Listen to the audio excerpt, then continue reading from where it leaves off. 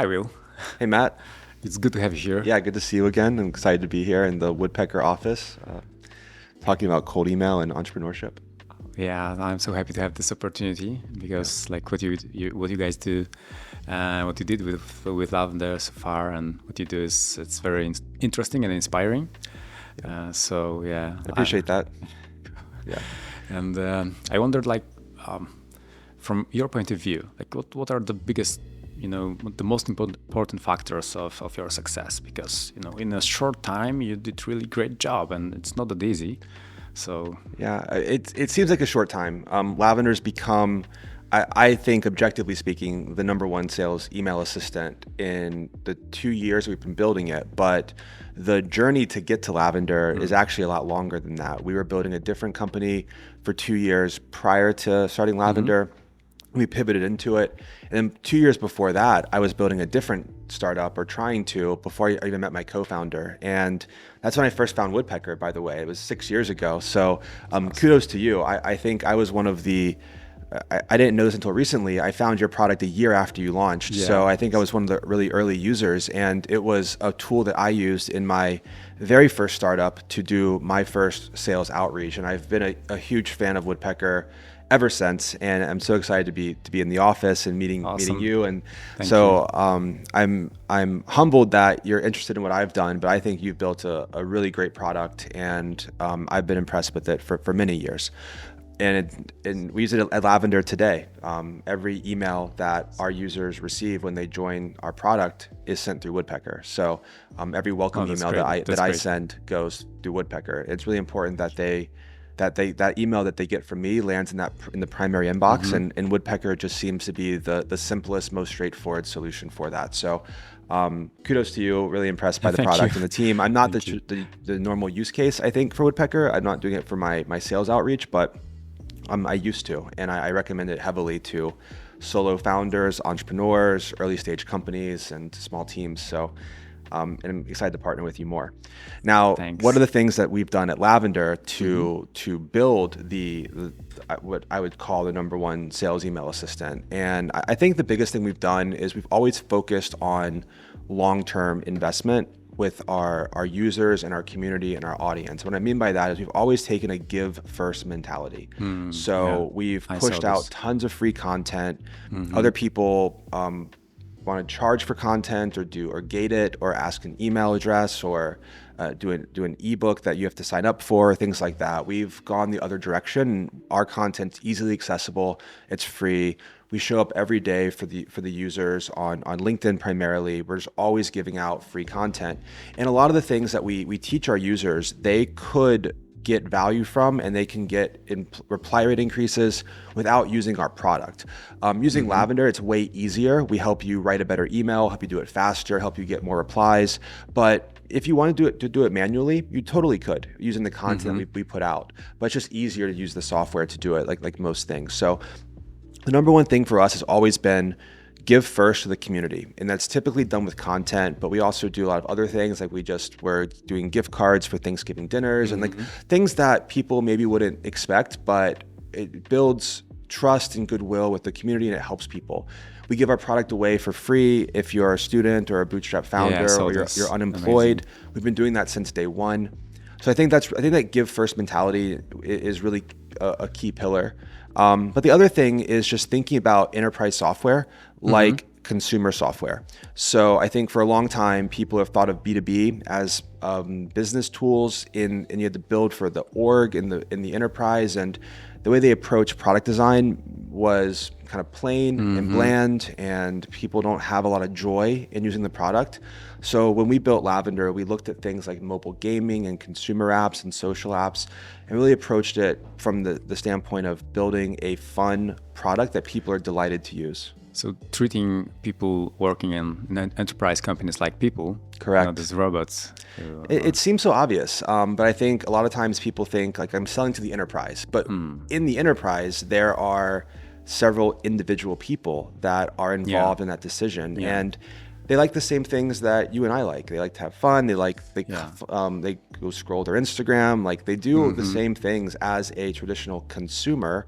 They just work at a large company. So whenever we think about Lavender, we think about the individual user.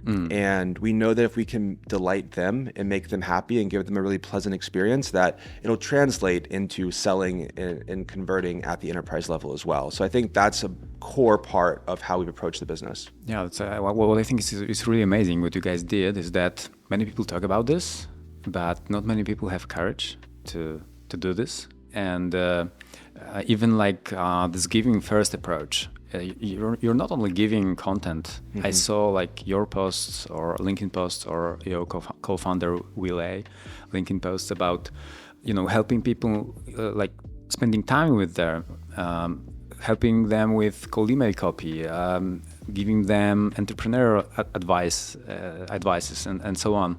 It takes a lot of time and effort to do this, and the ROI is not instant.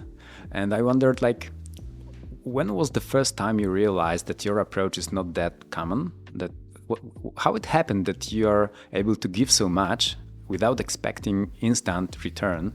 And so it's like I wondered, like, when was the first time when you realized this is your way of doing business, or it is something different? It's really interesting. I don't know a lot of verses from scripture, but there's one that I learned somehow. I have no idea where I heard it or whatever. And it says, "Let us not weary in doing good, for at the right time you will reap the harvest if you do not give up." And I heard that many years ago. I had it written on my whiteboard in my room. Oh, really? And when I started my first startup, it was actually I started my first startup after helping do fundraisers to save a failing women's college in Virginia. And I had that quote written on my whiteboard in my room when I had the idea to do the fundraisers to save the school. And one of my friends wrote to me, he's like, "Don't waste your time with the fundraiser. You need to focus on finding a business. You can quit your job and do a startup." And I was like, "No, I have to help this school." And helping that school is what led to my very first startup, which got me to quit my job. It was a social fundraising app for college alumni. And that's when I started using Woodpecker originally. But it all came back to that quote of, "Let's not weary in doing good, for at the right time you'll reap the harvest if you do not give up." And there's a few things there. One is, don't ever fear like doing the right thing. The other thing is that there's definitely going to be delayed gratification, but if you do the right thing, eventually it will pay off. And that framework allows us to make longer term investments with giving and not expecting an immediate return. And then the other part of that is do not give up. So whenever something has gotten really hard in the business, and there's been so many times we've come so close to death, and I'm sure there'll be more in the future, the thought process that you can't give up if you want to eventually get that harvest, that delayed gratification, always kept me going, even in the really dark times. So that's been kind of the cornerstone of how I've thought through building our community and giving first. Is I know that if we overinvest in giving, then eventually it will pay off, and not everyone's going to convert into a customer or something like that. But that's okay, because you're still helping a lot of people, and some percent of those people will eventually become customers, or they'll tell their friends, and that's great. But at the end of the day, we're helping a lot of people when we can, and eventually there'll be some payoff, I'm sure, but it's not the main focus. Actually, when we started Lavender, how we got our very first users, and this is all credit to Will A, my co-founder, he had a list of employees that were laid off from Airbnb. And he manually emailed all of them and said, "Hey, we're starting this email company. It helps you write a better email. You should use it. We'll give it to you for free to help you find your job." And at the time, we weren't focused on salespeople. It was kind of a more horizontal email assistant. And that really, we still do that today. We still give the product away if you're unemployed or a job seeker or a student or an entrepreneur. But it all goes back to like, Will and I are so aligned on this idea that we give first and don't expect something in return. But we also know in the back of our mind that if you keep giving first, eventually there will be something that comes in return. Yeah, what I think is really amazing that I think people feel that the honesty in this, and that it's not like a marketing strategy, but something you had to grow up as a people to have this kind of approach. Yeah. And because I think that we, as the consumers and people on the other side, we all have let's say a bullshit detector usually, and it works really well. And this intuition, this gut feeling that someone is doing something right or not. And when look at Lavender, look at what you do, or your co-founder will A do, you can feel the good intention. Like this is go inside of your, let's say, hearts, even this is a business. So it's really amazing, because like many people do not expect answer like this when you answer how you grew your company, because we all live in money and raising millions of dollars and hiring great people. Still, I think it's important part, but you said about giving something to the world, so like a mission, let's say. I also see a lot of creativity, uncommon, let's say, lateral thinking, uncommon approaches, and very interesting ways of running company, doing marketing, doing almost everything. And I wonder, like, how you guys, or how you will find these ideas. What's the process? Like, do you take a shower and something pops up in your head, or do you have more structured way of solving problems? It's a combination of things. And it's funny you mentioned the shower. The name Lavender literally came because Will really? was taking a shower and he was visiting my roommate, or visiting me in New York, and my roommate had lavender body wash. And really? So Will was taking a shower and was using the soap, and he thought Lavender, that'd be a great name for like an e-commerce store or something like that. And we bought the domain name, and 8 months later had the idea for Lavender and used it. So sometimes the inspiration does literally come in the shower. But I'm gonna take a step back. You mentioned a few things about giving first and authenticity, which I think is really important. I've had several founders reach out to me and be like, how do I replicate your strategy? And it's the wrong way of thinking about it. Our give first mentality is in no way a strategy. It's just our DNA. And when people come to me and they ask, how do I replicate what Lavender's done on LinkedIn, or build the community that you've done? And I tell them they get to give first. That's because it's how we think through the entire world. It's not because we're sitting there methodically thinking about, here's our strategy to grow on LinkedIn. We just know that we have knowledge that other people don't, and we have ways that we can help people. And now we have resources we can distribute. And if we help other people, that's doing good for the world. And it's kind of like karma. Eventually it will pay off. And the idea of like replicating the strategy of giving is the wrong way of thinking about it. And a lot of times founders come to me with that, and it's inauthentic to do it that way. So it won't be the same. It won't work probably. Exactly. Yeah, because people will see through it. We're seeing that right now with some of our competitors. They're like paying the people that talk about us organically to go talk about them instead. And we've never paid someone to talk about us. And we have thousands of people that talk about us every month. And it's because we've invested in community for so long. I mean, sometimes people are like, oh, Lavender is such a quick success, but it took 2.5 years to get here, of every single day showing up for sales reps on LinkedIn and giving our time. And you mentioned Will doing cold email help for free. And now his calendar is more full, but in the beginning, this was like the classic founder story of do things that do not scale. And he put his calendar link on LinkedIn and just said, anyone out there that wants help on cold email, here's my calendar link. Even if you're not a user, you don't pay us, you don't use our product, whatever, it doesn't matter. Come use our product, or come to my email coaching, and I'll help you on your email. Some of them did come use the product, but it really just started with that give first mindset. I do it for founders. I have founders that do office hours with me every week. Some people on our team also do open office hours to help people with hiring and their resumes and things like that. So our entire team is like embodying this culture of giving their time. And I think it's really important. So I want to touch on that, and then get to the inspiration and the creativity side of things. I think creativity in many ways is like a passive skill. It's the byproduct of experiencing and thinking through a lot of things pretty frequently, and then every now and then you have some moment of inspiration or creativity that sparks when lots of different things you've experienced kind of come together and your brain just connects them. And that's one of the reasons I'm even in Europe right now, is just in your office, is just to experience new things, see new things, see new cultures, see new forms of art, new design.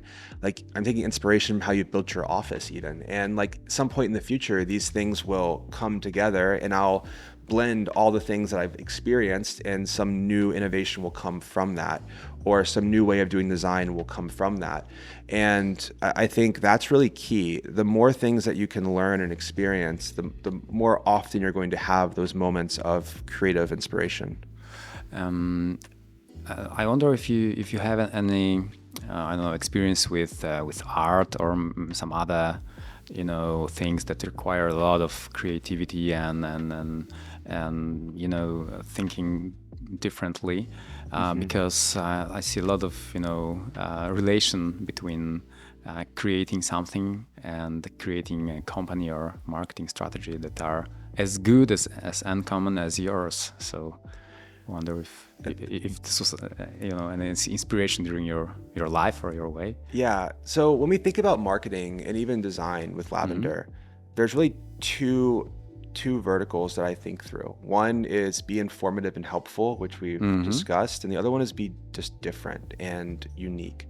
And when it comes to B2B, everything is so gray and blue in the B2B space, and so standard and so safe that we've just made a lot of risks to be a little bit different and stand out. And those have always been the ones that have paid off. If I think through like art and design and just creative behavior throughout my life, I think as a child, I was really interested in like drawing and things like that. So that's an element of creating something from nothing, just drawing. And I don't do it now, but I design product now, which is a drawing on a computer in a sense. And then I loved like Legos and like blocks and things, like building stuff. So again, creating something from nothing. And then when I was in middle school, I played this game that I liked, and there was a whole community building like chatbots around this game. Okay. And I was fascinated, like 7th or 8th grade me. And I found a forum one night about people that were building these bots. I just was so interested in it. And I taught myself how to program to build my own bot, my own chat bot. And then as a byproduct of doing that, I had to teach myself how to build a user interface and design it. And it's really interesting because I remember even back then, the community was saying that I had built the best designed chatbot, like had the best colors and the best like overall feel. And I was like in 9th grade or something. So I think the beginning of my life just in the drawing and art side of things kind of set up a path for wanting to create things from nothing. I like art. I'm not an artist today in the traditional sense, but I think the really early years of just getting in the habit of trying to create is kind of been a key driving force for me, but also how I think through like how art and design and stuff could apply to that creative process. Oh, that's interesting. I see sometimes this pattern. Like for example, I wanted to be a writer, then a rock star when I was a kid. So even a teenager, let's say, and like that experience I had, it helps me a lot today, like with figuring out new ideas or thinking differently, let's say. And so that's why I wondered if you still spend some time doing stuff like art or. I don't actively create art, with the exception of designing for our product and for our marketing. So I do think of entrepreneurship as an art, and I think it's the art in the traditional sense. People don't classify it as the arts, but it's just like a painter or a musician or a writer. You start with nothing, a blank canvas, and then you have to build something that delights many people. So I think building our product experience, building our user interface, building our marketing, it's all from art. But I don't sit down today and draw, but I do sit down and like create a campaign or something like that. Sure, it makes sense. And well, I think it's we need not only creativity, but also a lot of courage to do stuff like you guys do. And as you said, like what you do in B2B space, it's not that safe. When you think about this starting, like you don't know the results if maybe we are going to be too funny, or like people will not want to make business with us. Now you know that it worked great for you, but I can imagine that at the beginning it wasn't that easy. It required a courage inside you to take actions like this. And I wonder if it's something you've built up through your life, or this is something you know, when you were a kid you also had so much courage to do different crazy stuff, or you build this up, and or maybe your co-founder inspired you also to do this, like together joining forces, let's say. It was easier. How was it? It's definitely much easier to have a co-founder, and all our success, I couldn't have done it without Will A. Will A and I have just complementary brains, where I'm really thinking about the vision, this creative side of the product. He's really good at sitting down and figuring out the process and implementing things, and all these crazy ideas, a lot of them wouldn't have come to life if Will couldn't sit down and operationalize them. So all credit to Will. He's been a great co-founder. The courage side of things, I think there are aspects of it that have been kind of consistent throughout life. As a child, I was kind of shy, but I think there are things that I did that maybe were just different. For example, teaching myself how to program, or I think a lot of the courage started coming when I went to college, and like I was out on my own and kind of figuring out things in the world. I started my first business in college, and I think that takes an element of courage. Mm-hmm. But really, the idea of just building something, to all the entrepreneurs out there has to be an element of courage in them, because there's so much risk.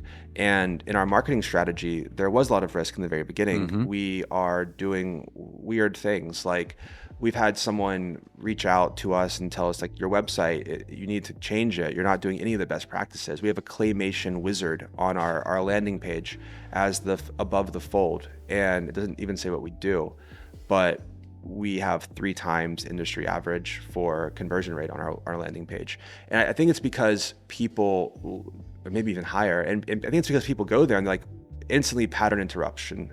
Like, what is this? Like, why is there a claymation wizard sending an email on lavender.ai's website? And that it seems risky from the outside perspective, but to me, it seems more risky to just do what everyone else is doing. So all the things that we've done that I think would have seemed risky or odd to people have been the things that people have remembered the most. Mm-hmm. For example, we went to a tech conference in San Francisco, and we threw a rave when everyone else was throwing happy hours, and that rave unlocked so many opportunities for our business, investors, customers, etc. I got a DM yesterday from someone who went to the rave. It was 2.5 months ago now. She's like, I had so much fun at your party. And people are still talking about it. And it was, no one else did that. And that seems risky for a tech company to throw a rave at a conference, but it was what everyone had fun at, everyone's talking about. And to me, it seemed more risky to just do the same thing that everyone else was doing. And whenever we think through this courage around our quirkiness, I think it all comes back to that framework for how we do our marketing and our branding. And again, it's be informative and helpful, mm-hmm. and just be different. And that be different part is what stands out.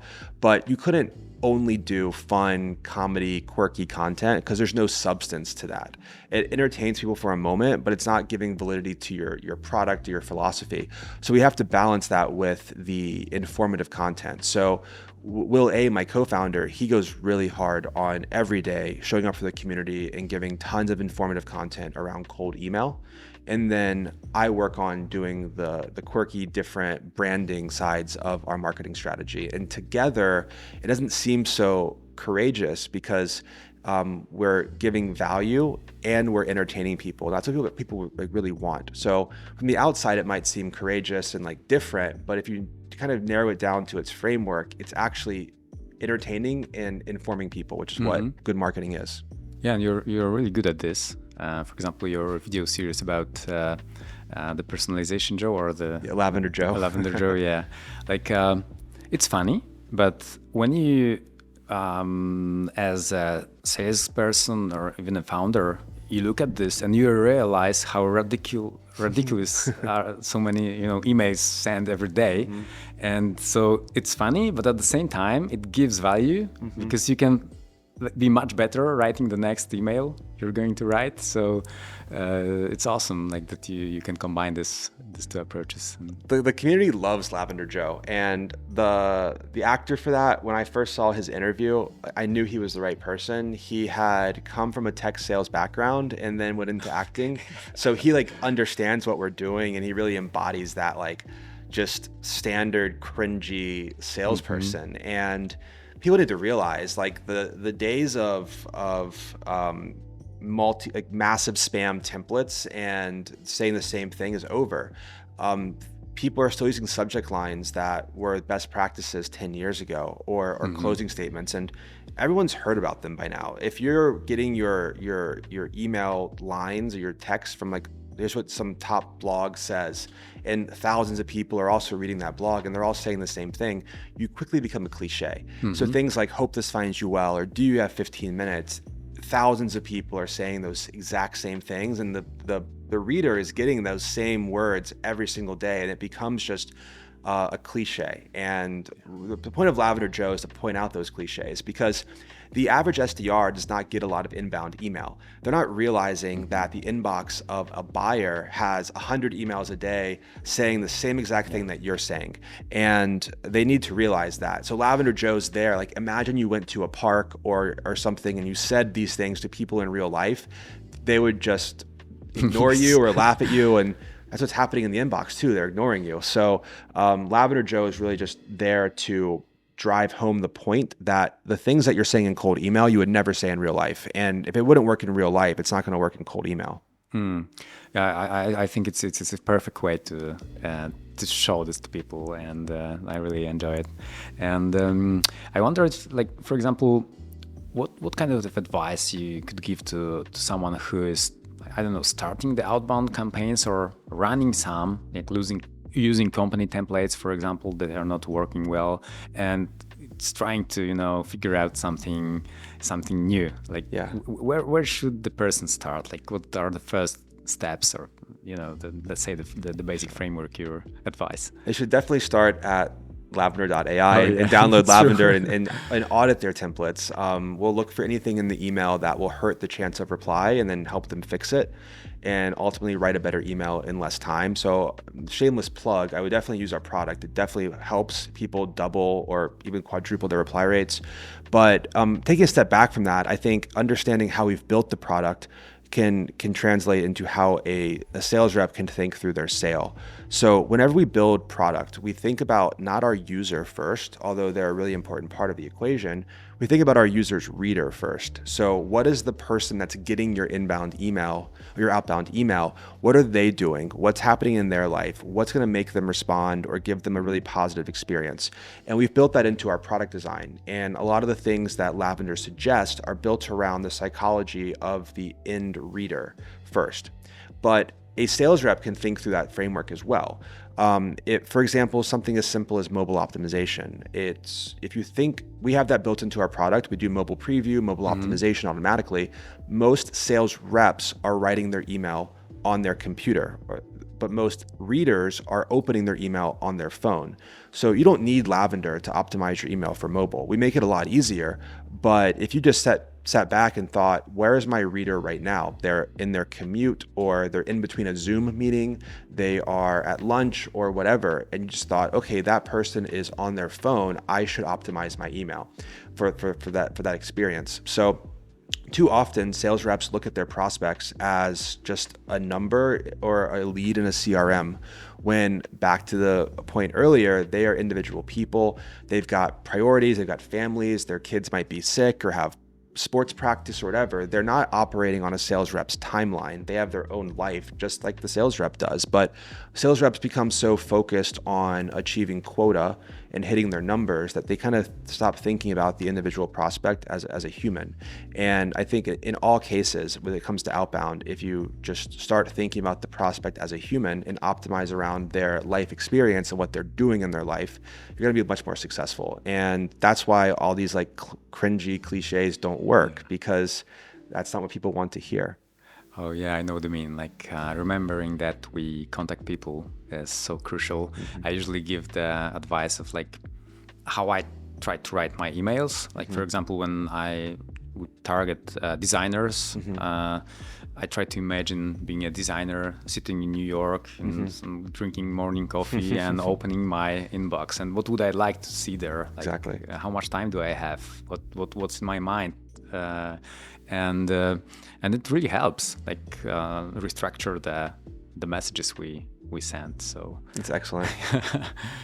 How have you kind of translated that thinking into how you built Woodpecker? Because I know Woodpecker has also a really intense focus on user experience and on design, and it's such like a simple and straightforward product to understand and use. And I'm sure part of that has come from you thinking through your user and what they're doing every day and really optimizing around that.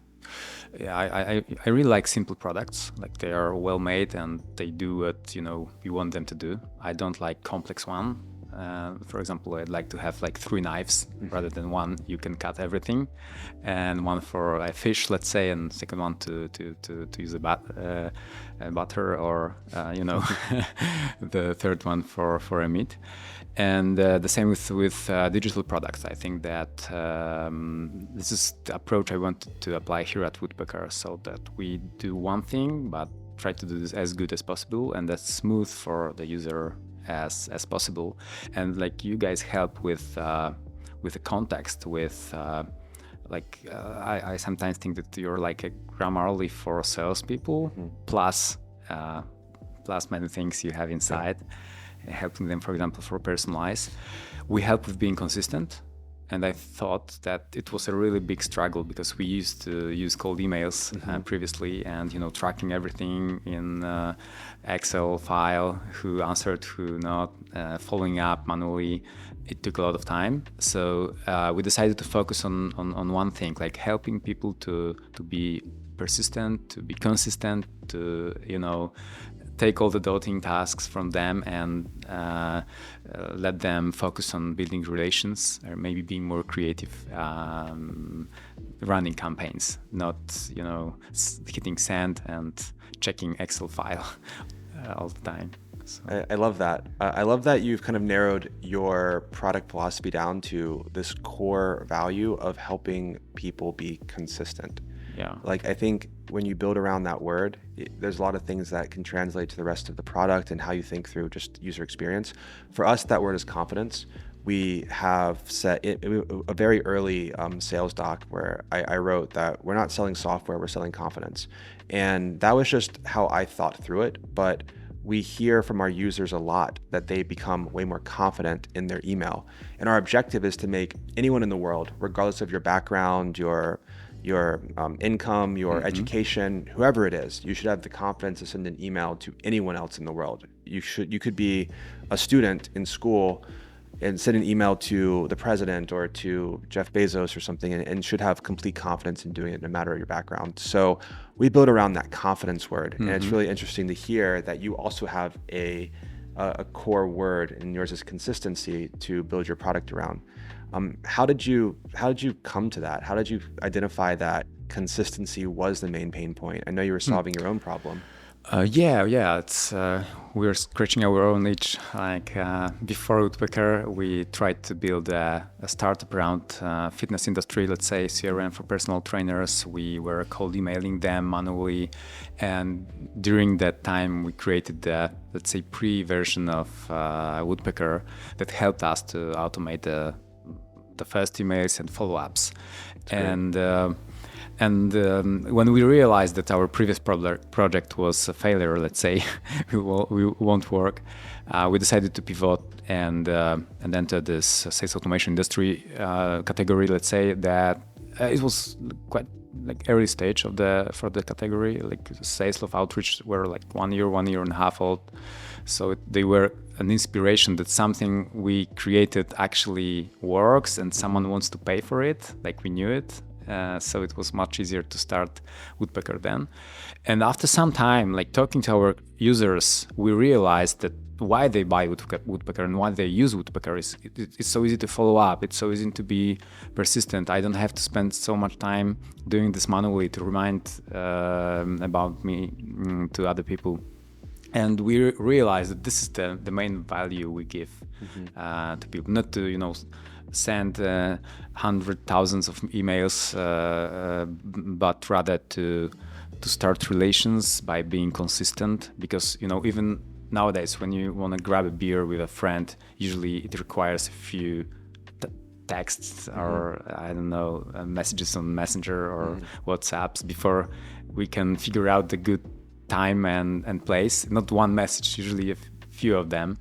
And in B2B space, where building relations is more and more sophisticated, let's say, and time-consuming and difficult, you have to be consistent to start a conversation, to build a relation, or to actually get a reply from someone, get a response. So the consistency thing is such a big part of life, I think, in everything. One thing I've always focused on is I've consistently wanted to be an entrepreneur and throughout my entire life, and Awesome. started doing entrepreneurial things when I was a kid. I've noticed the same thing is true for you. You're a serial entrepreneur. You've started a lot of things. Some have worked, some haven't. I'm curious, like, what brought you into becoming an entrepreneur? Like, what was that initial thing that made you want to be an entrepreneur? Oh, I was after the first year of college, and a few years earlier, I was playing guitar in a rock band, reggae rock band, and then I realized that it's not my path, let's say. Okay. And I don't know how it happened. Like I had just idea with my two friends that we should try something. We should try to build a company, and I think that I really liked this creation, the creativity it requires to figure out, and as you said, build something from nothing. It was so exciting. It gave us energy. The first project was a consulting company around European funds. It was a disaster.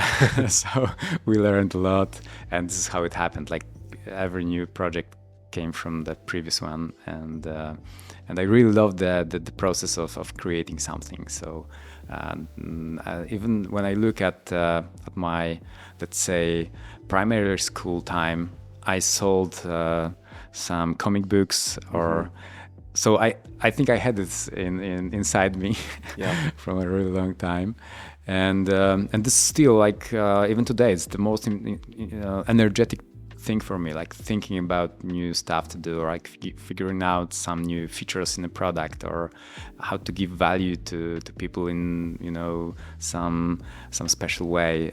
So it gives me energy, and I really love it. So That's great. There are a few things there that really stood out to me. One was doing entrepreneurial or sales things as a kid. I did the same. I think there's like a big argument that I think entrepreneurs can be made, but a lot of them are born, and people just do things as a child that are early indicators of becoming an entrepreneur or becoming a salesperson or something like that. So it's interesting to hear that you had that same experience. Something else you said that really stood out to me was you said your first company was a disaster, but you learned a lot. And I think that's one of the things that a lot of great founders have had. Very few people have had just a straightforward path to success. So many have had like failures. And one thing I love about the entrepreneurial community and the tech community more broadly is that they celebrate failure, because failures are a moment to learn. And just like you, all of my previous companies have in some way been connected to ultimately building Lavender. And we needed those failures to understand the things that we're doing now. For example, our last product, we were building a very scientific, at its core, marketing product for digital brands. And we really led with the fact that we were psychology and neuroscience based, but people just thought that seemed complicated. And we were making it really simple. It's also something you said a lot, making things easy for your users and giving value to your users, which I think is key. But we led with the science, and then we built Lavender. We baked all that same science into our product, but we decided, we learned from that last mistake of our users don't need to know that the science is there. We just need to deliver the product. So a lot of things you said are like really, really aligned. And I think the key thing for maybe entrepreneurs or people who want to be entrepreneurs that are listening to this is you're probably going to fail. Your first idea is probably not your ultimate idea, but the difference and the X factor there is, do you give up? And you have to expect failure. And then once that first failure happens, I think the game really starts, because now you've learned and you can go into the next idea with way more courage, more knowledge, and really be set up for success. How it was in your quote, if you're not giving it up too early, or the quote you said you were let us not weary in doing good, for at the right time you'll reap the harvest if you do not give up. And if you do not give up, the resilience, the persistence, the consistency of building, even when you're failing, I think it's really, really key and really important for an entrepreneur. One thing I've thought about recently, and I've started to like think about how close we have come to death so many times. And I'm talking like hours away from not being able to pay bills or payroll or things like that, and never giving up, and always thinking that if we give up, then we're going to fail. There's if we don't give up, there's a chance that we will survive. And it's always been like the framework, is if you just keep going, then you have a chance of success. And if you don't, then you're not going to be successful. So I think that alone has just been a key motivation for us, just knowing that one pathway, giving up or quitting early, is guaranteed failure. And the other one is maybe a slight chance of success, but it's still better than zero. So always going after that one. And that's been, Will's been great with this, because we can put our heads together and always solve our problems. And once you have come close to death enough times and you realize that you're still alive, the next challenge that comes, it's not as hard, because you know you're going to eventually figure it out. Yeah, it's like my first 5 or 6 years of trying to build a company with sustainable income profit. It was like a struggle, like such difficult time. I even had problems with, paying rent or paying bills, or I had to borrow some money from friends to pay the bills. And then I figured out something, and the new business was a bit better, and then so on. But it took me like 5-6 years of being really consistent and not giving up. Now I look at this time and I think, whoa, it wasn't that easy. Like I was, in the mode, let's say, I was so focused, I didn't even realize how difficult it was. And you said previously that when I asked you about courage, you said that you were a bit shy as a kid, and me too. I was very shy person. I was also introvert, and now I think I'm somewhere between. Like I'm a bit introvert and extrovert. I need some quiet time, but people also gives me energy. Yep. And I'm definitely not as shy as I used to be. And I think that it required a lot of effort to change this thing inside me. Yep. And I see the pattern in many entrepreneurs. Like a lot of them are not that very, extrovert guys who always had everything figured out. But very often there are people who had to grow. Like when I look at you right now, I don't think you're a shy guy or you're introvert. I think that you're really good at communicating and being working with people and so on. So probably you also had to spend some time developing yourself, and I think maybe it gives energy to do the same with company. Like that it requires some time, but it's doable. Like you can achieve the success. I'm not sure. Have you see this kind of pattern in people you talk to, or just I have, and all the things you said, I think I identify with. I was definitely shy as a child, and then kind of emerged, I think, in my early 20s. Even today, though, I think I'm more of like an ambivert, where sometimes extroverted, sometimes not as much, and need quiet, but also I love being around people and talking with people, but sometimes I kind of don't want to do that also. So I think you need, at least for me, I need some sort of balance, and I've seen that with other entrepreneurs as well. But with entrepreneurship especially, it's hard to be a founder if you don't have any energy from people, because you have to go sell your product and things like that. So but yeah, just like you said, I think I had to actively work on it, and still actively work on those things. So yeah, I've definitely seen that with other people. And I think that most of the entrepreneurs have one disease, let's say, that we all want to improve ourselves and still looking for new ways how to be better at, let's say, anything. And we also want to improve our companies all the time, and we are never done with this process. So that's why I asked you before our conversation about daily routine. Yeah. You said you don't have any. I don't have any too. Like I have few things that helped me. Like for example, I force myself to start checking email or answering on Slack after 10, 11 a.m. It's many days I can do this. There are some days I just, open my eyes and start scrolling Slack or inbox. And I wonder if you have any tips or like things that help you to sometimes, switch off or zoom out or get some rest from what's going on inside our heads, because it's not that easy to be plugged in all the time. Yeah, it's a good perspective, and I am interested in your how you limit your Slack and email. I'm very bad at that. I have tried morning routines several times, and I've tried to delay, and it's not always successful. I literally start checking my phone. It's terrible. People say it's terrible. I don't actually think this is that terrible.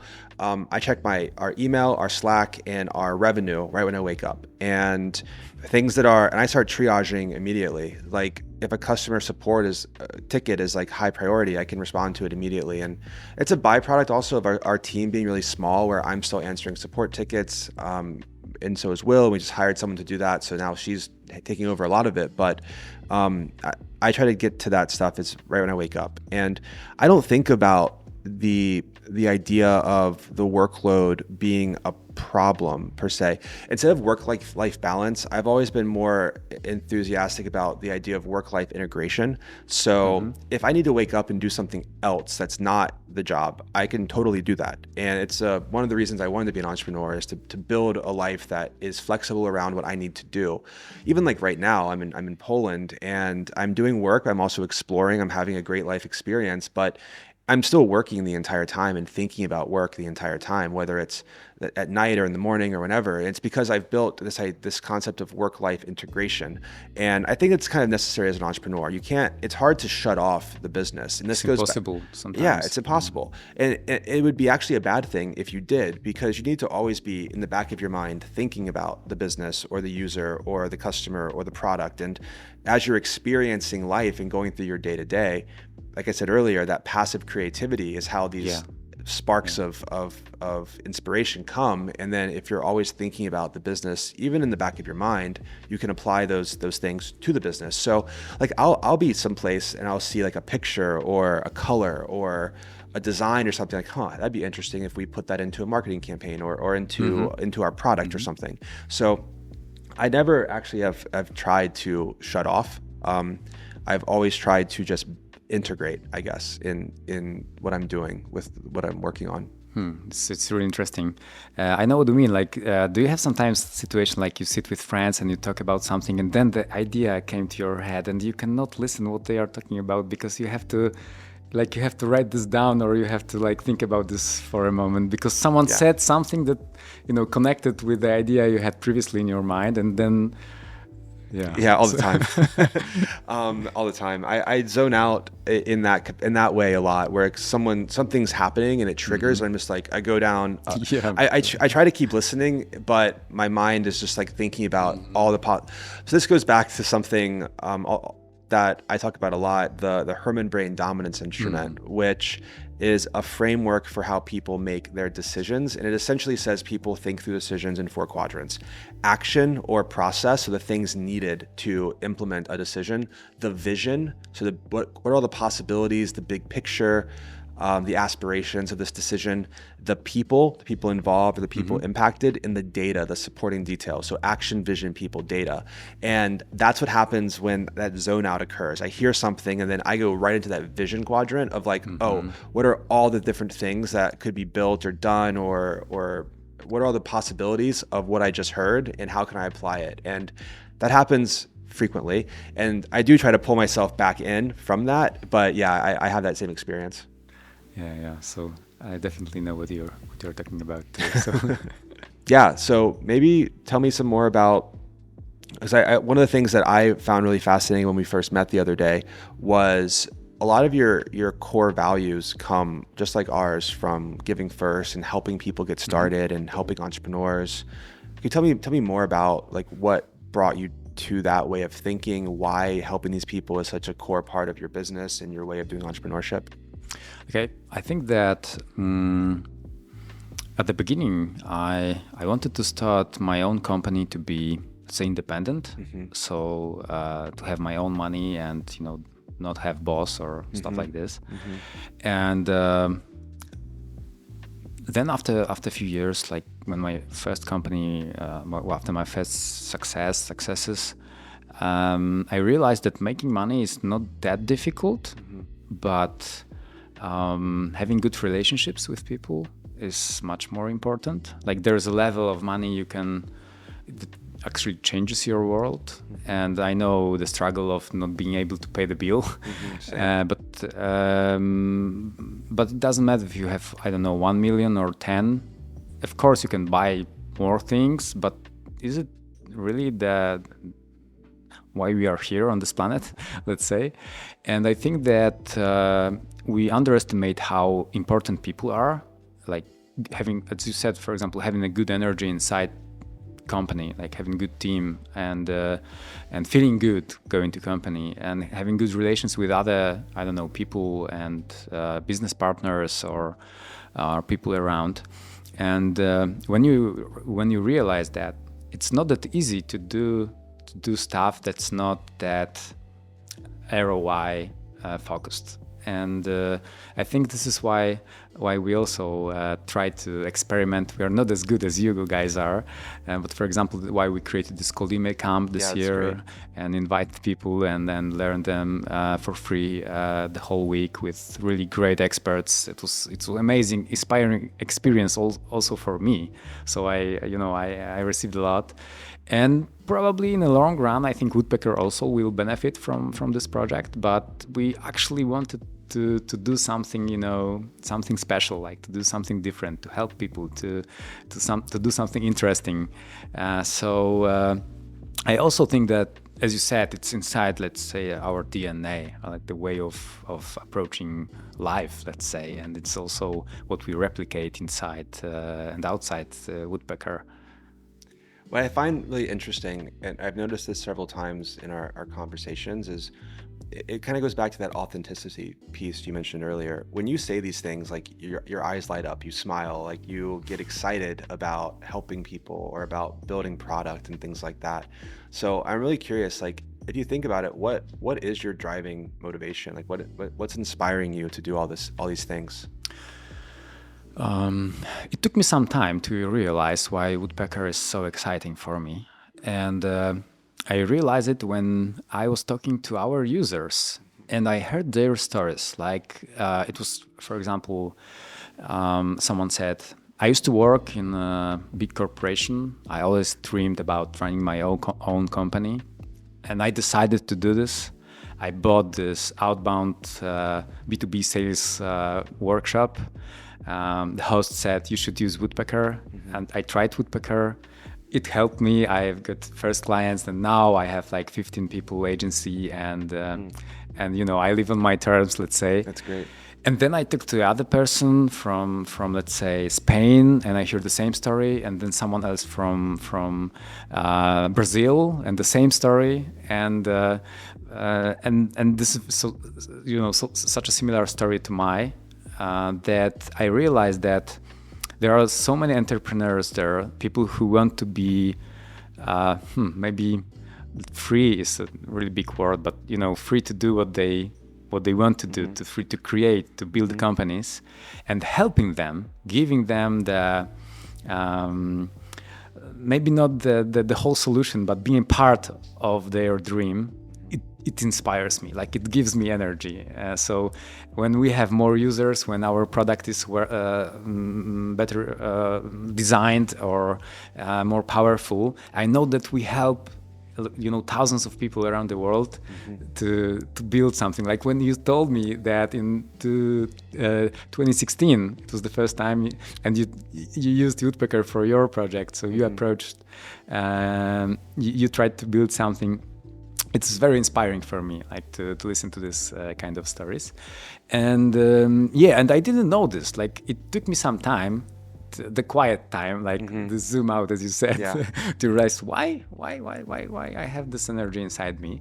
And of course, like we are a public company here in Poland. We have goals to grow, and it also gives me energy. Like I want Woodpecker to be bigger, have more revenue, more profit, and so on.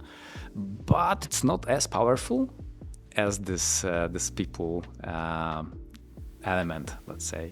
It's really interesting you mentioned that. I've noticed this with other founders. Like there's been people that have take a step back. Like all the things that you're saying, you left revenue and growth and profit and money to the end of that answer. It started with helping people, hearing their stories, and the inspiration came from the value given to users.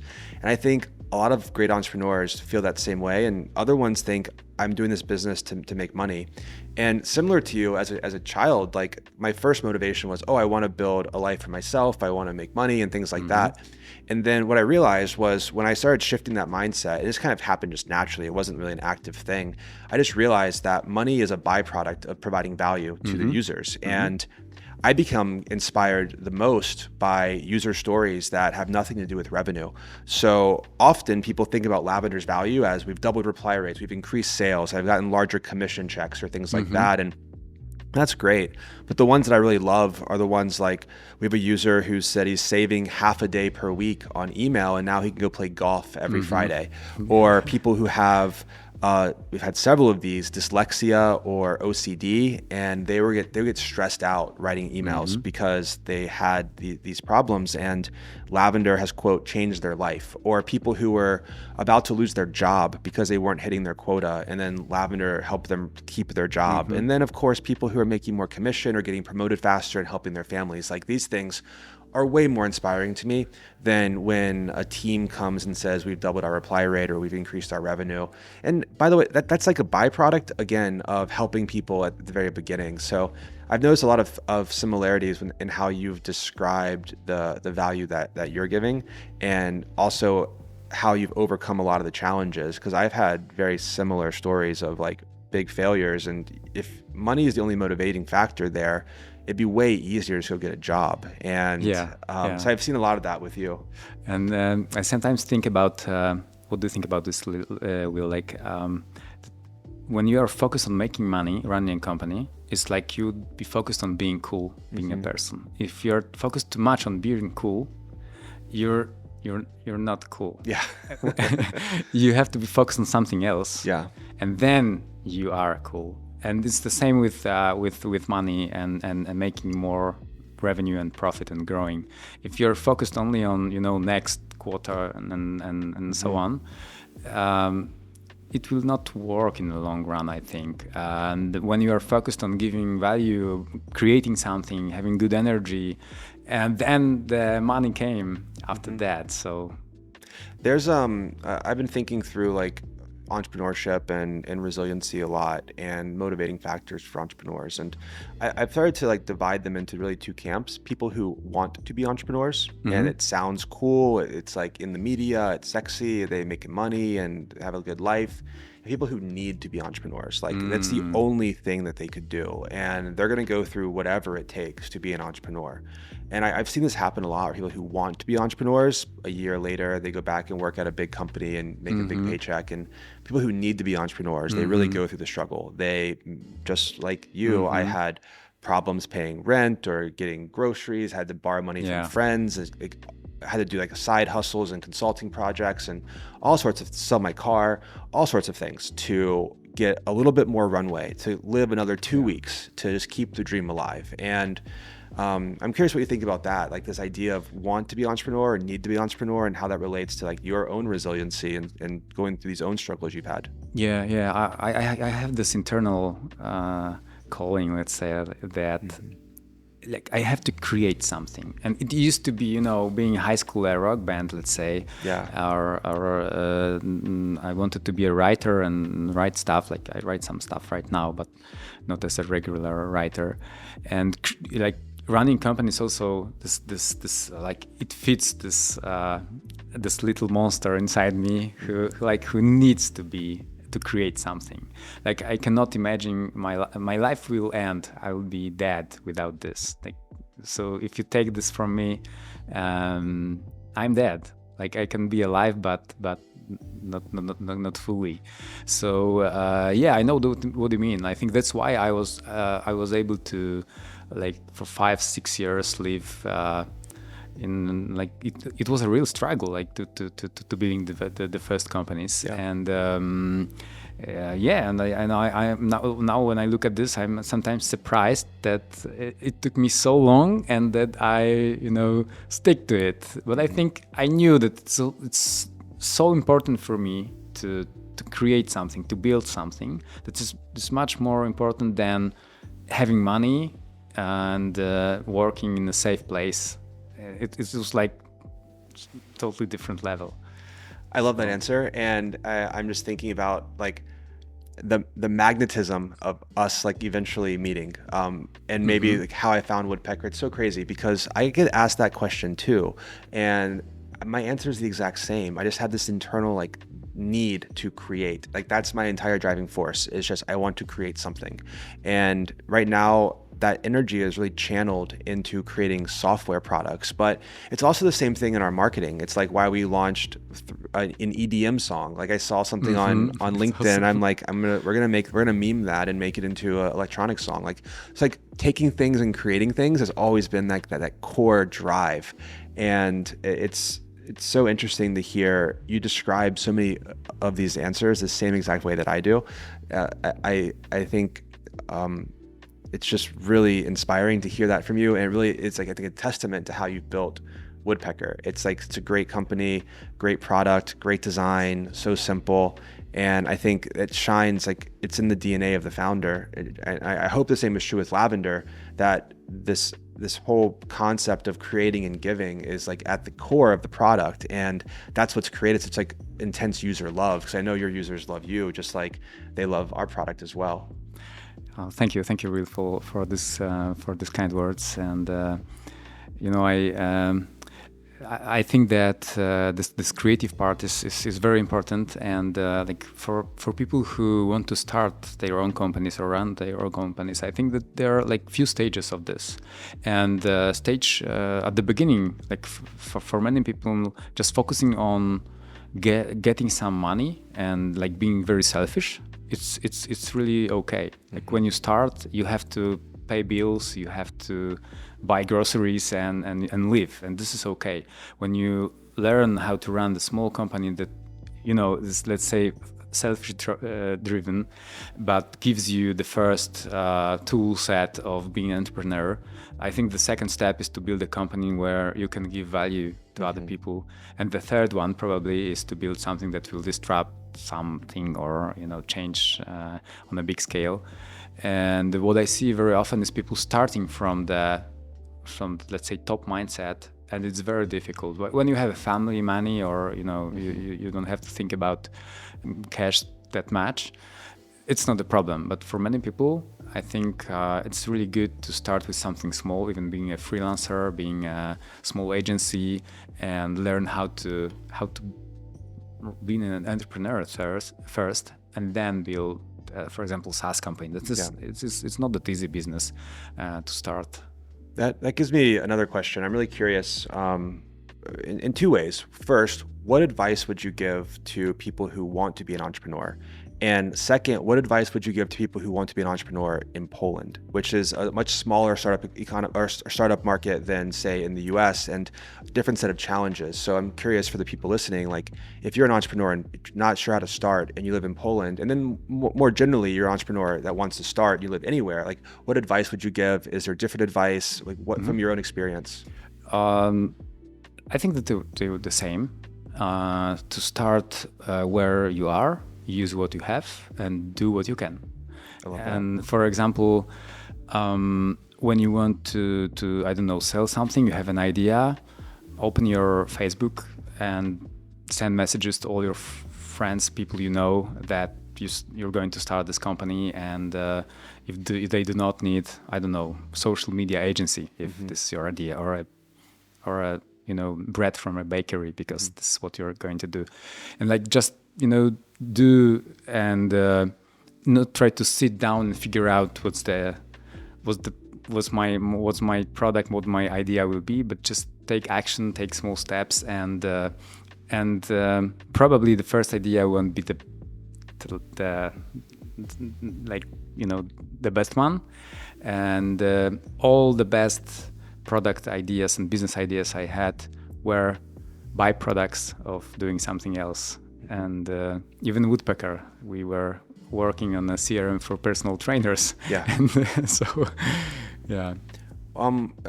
Another question related to entrepreneurship and maybe management. We talked a lot about the origination of creating, or the beginnings of a company. But what about scaling a company? You've done a great job coming from being a founder to now building a company with nearly or at 100 people. And what were like the lessons you learned along the way? How are you hiring, managing, just like any sort of insight around scaling up your team? Oh, very complex question. Yes. I think the most important part is being focused on people. And I try to hire people who are very smart, open-minded, and with great personality. Like people I would like to spend a week on a, you know, on an island without someone else, and it will be okay. And this curiosity and being smart was very important for me. For example, you can ask people who had interviews with me at the beginning, people I were hiring personally. I always ask, for example, about books they read, or movies they watched, or something like this, because I very often, when I heard someone is reading or read a book I really liked, and I knew that it required some, you know, intellectual energy to read it, I assume that this person might be good fit for this place, for example. I know it's not the best tip to use, but it helped me a lot. And I, from day one, I wanted, with me and my co-founder Maciek, we wanted to build a company where we are like, where we don't have to do anything. Of course, it's still not like that, but this was the idea, like to give, to allow people to do what they, you know, are supposed to do, and this approach helped us a lot. Also, Maciek, my co-founder Maciek, said we should build a company where we would also like to work if we are not entrepreneurs, but, you know, working somewhere. So it helped us to build this, let's say, environment for people who can, let's say, make decisions and are sometimes creative, free spirits, and yeah, sometimes it was too, let's say, it went too far because without proper training and sometimes resources, someone was responsible to do X, but very often this person could find a way to do this. So given trust, like a lot of trust to people, helped us a lot too. Yeah, it's like, I think that there are like really important factors here, and being focused, and like I really wanted to build a lot of products around years, like through a few years ago, but I think maybe now we will experiment with new products, but being focused on one and, you know, going deeper, it's so difficult. It's so easy to say, but so difficult to do, and it helped us a lot. Because, you know, we all were focused on one product and on one niche, let's say. You mentioned essentially hiring people that you can trust and letting them do their job. I think a lot of founders, when they're starting to hire their first people, have difficulty turning over their responsibilities or trusting other people with like things like the product or the sales. And when we first hired our salespeople, people would comment, like, I'm sure you're so nervous about handing over the sales process to people. And I honestly was not, because we really front loaded the interviewing and hiring process to make sure we were hiring great people that I could trust to take over that responsibility. So I'm curious how you think through that. Like, was it difficult for you to hand over responsibility, or like, how did you think through that in the early days? Some were quite easy. Some were extremely difficult. Like, for example, I was very close to UX, to design of the product, and being, let's say, product owner. And then I was, let's say, forced a bit because I was overload of, tasks and responsibilities. And then Margaret from our team, she became a product owner and now COO of the company. She helped a lot in this process, but it was very difficult for me. So some parts like customer support or even sales, I knew that I have like great people who can take care of this, and they figured out their ways, and I was like, okay, they can do their job. And in some aspects, like in marketing or product, it was really difficult for me, even though I knew that we have great people there who can handle this. But it's not that easy. So it was a process, I think. How would you describe your job as the CEO, how it's evolved from the early days of Woodpecker to now running a nearly 100-person company? I used to work inside the company and doing a lot of stuff from hiring to, I don't know, even accounting, selling, everything. And now I try, now I don't do this. Like, most of the processes inside company are taken care of by someone else. So now I can work thinking about the company and where should we go. And I have more time to build relations around company, like even meeting with you. It would be very difficult for me like a few years ago.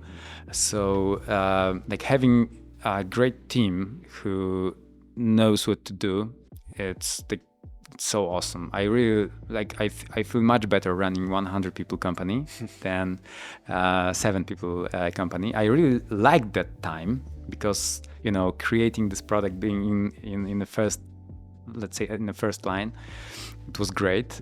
But now I can spend more time, let's say, thinking, maybe hiring key people, and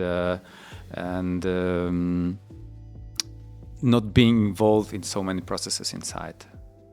What do you think were the most liberating processes to turn over to someone else for you? Like the ones that you were just a weight off your shoulders to turn over? Definitely having CFO. Yeah. It was like amazing to because talking with everybody about salaries and planning everything, it takes a lot of time. When Margaret became a product owner, it also helped a lot. It was like crossing the chasm, let's say, of in my road.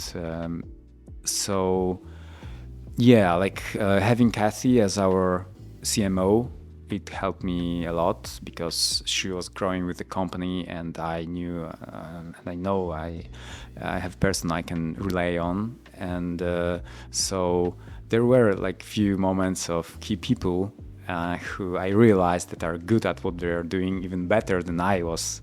And yeah, it helped me a lot to change my approach. What's a role? I'm just personally curious about this because we're going through a scale-up process right now.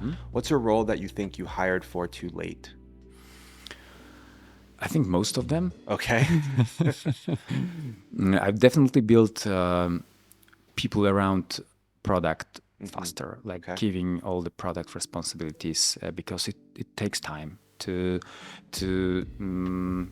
like not only like to say to someone like you can build this, but to show how you'd like it to build, to see if you think the same way, to realize that this person is even better in figuring out like the ways how the interface can be structured, let's say. And it takes time because there are many great people on the market, but some of them think different and would be better to build Android app, not an iOS app, let's say. These are two mindsets and approaches.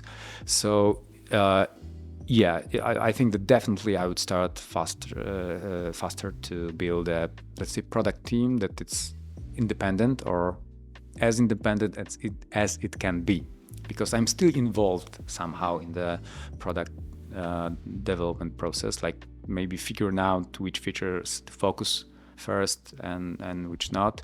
I help with this, I advise. It's not my responsibility. I help with this, but yeah, it should be done much faster. As you've gotten bigger, obviously as a founder, you've had a really intense passion for the user. You understood the user. You built Woodpecker originally to solve your own problem. But as you're hiring your 20th engineer or hiring lots of people that aren't as close to the foundation of the company, and there's, for them, it's more of a, it could be just, it's a job they found or something like that. Yeah. They don't have a passion for like the problem in the very beginning. How have you kept intense focus on the user, the problem as a core part of Woodpecker? How have you screened for candidates that identify with that type of problem as the company's gotten bigger and you've gotten farther from the foundation of the company? Yeah, great question. Yeah, it's difficult. But what I realized is that I spent a lot of time with people at the beginning because we are like a small team and we are growing, so we are working together.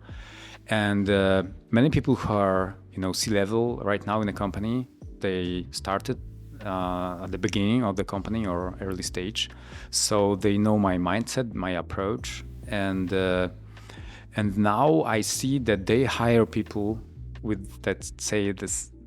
They're with cultural fit, let's say, and it helps a lot. And for example, every few months I do let's say internal workshops for new employees where we have like 5-6 people, not more, and I sit with them for 1 hour and try to tell about our values, approach, and stuff like this. We have events like Woodpecker meeting every year where we talk about this, why we do what we do, how we do what we do, and our values, and trying to remind everyone and trying to inspire people to to tell them our story, our approach. So it's not that well structured, but what I try to do is to to have as many interactions with new people, or as many ways to remind about what Woodpecker is about as possible. Like this week we started an internal project called Woodpecker Team. It's a YouTube channel with first video with the update what's going on inside company. So it's also the way how I try to communicate with everybody, even if you are mostly remote company right now. One thing I'd like to learn more about and also share with the world is more around your cold email camp. You mentioned that earlier, but can you explain what it is, how you had the idea, kind of your vision for the cold email camp? Because I think it's such a great idea. Oh, thanks. Yeah, I like it too, really. So we are thinking about actually it came from marketing. We were thinking about how to create something interesting, and cold email is not that easy topic to talk about. You're really good at this, but it's not that easy to grab people's attention. And we were blogging about it for many years. And the marketing team came out with this crazy idea of creating a workshop here and a docu-series about it. But they thought that it's too dangerous and too crazy. But I heard about this and I said, yeah, let's do it. So this is how it started. We invited 5 teams from all over the world, from States, Brazil, Spain, Latvia, and New Zealand. Wow. Experts from States and from Great Britain, from Poland, and we probably will release a docu-series in the beginning of the next year, 5, 6, 7 episodes of people who came here, what they learned, and their stories. So amazing. We'll see.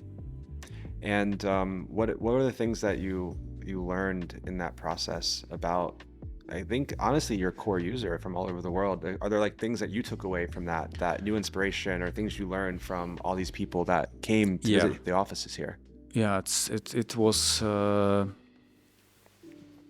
was amazing, like so inspiring, because like not all of them were our users. Some of them were our users, and were also using some different tools.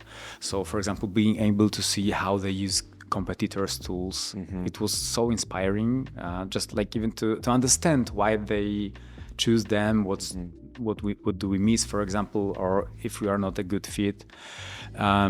Understanding the local market, for example, guys from Brazil, and they were great. They showed us how they create campaigns in Portuguese, and the results were outstanding, and I realized it's a great market for us to be.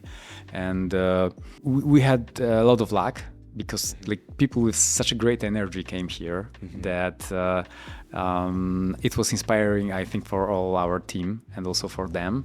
So I think this energy will last here for a long time. And sometimes it's very difficult to name it, but it's what you said, like you have some new experience, and it triggers a lot of ideas inside your head that you wouldn't figure out sitting on a couch and just thinking. So it seems like you travel a lot. How do you think about travel as it's tied into how you've thought through creativity and inspiration? Oh, it's maybe lately I travel a bit more. In my 20s, I wasn't traveling almost at all. Maybe a few travels, and because I was focused on building companies, and I really love it. Like when I go to a new place, it inspires me usually with, I don't know, architecture and food, people think, and I really like it. I think that it's a very important part of being creative, and I love it. So now I understand why people do it more often than I used to do.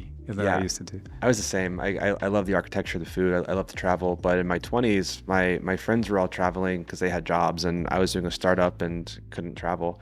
I saw on the refrigerator here, you have all sorts of magnets from places. People from we have, let's say, it's part of our culture. When you go to some new place, you take a sticker and put on a refrigerator here. I thought it was really funny. I also do that. So really? Whenever I go to a new place, I get a magnet from it and put it on the fridge. So I saw those, and I was like, another like common thing between us. It's really interesting. What one advice can you give for people who want to start a SaaS company right now? Like one crucial thing you think someone should consider, and it's not that obvious. Not that obvious, huh? Yeah. Well, I think it might be obvious, but the first thing that came to mind is just resilience. Like I think being a founder is incredibly hard. It's hard to do a lot of things in life, but anything challenging that is going to put you in a small percent of people that are going to be successful is going to be hard. There's going to be tons of setbacks. And for me, this like that core part of just don't give up has been what has brought us through so many things. I've been asked many times, like, how do you deal with stress? How do you deal with setback? And it's just like always thinking about don't give up, because if you're trying to do something exceptional, you have to be incredibly different than the status quo. And oftentimes it takes a lot of repetition and tries to become that different and successful, and you're going to fail. So I think just celebrating failure as a learning moment to become better, and then not giving up is the best advice for starting a SaaS company, for starting any sort of company. When it comes to SaaS though, I think just be scrappy. There's so many resources out there right now to learn about entrepreneurship, to learn about building product, to launch a product with no code. There's so many things you can do, where a lot of times founders that I talk to in my founder office hours, the talks go two ways. A lot of them need motivation, and it's like a motivational talk to encourage them to start their business, and other ones just want to talk about meeting investors. And I think the best founders that I've talked to, a lot of them had trouble getting investors. They had to figure out things on their own in massive capital constraints. So if you're a founder or considering being a founder, think about investors second, and think about how do you get as much done as possible without the investment.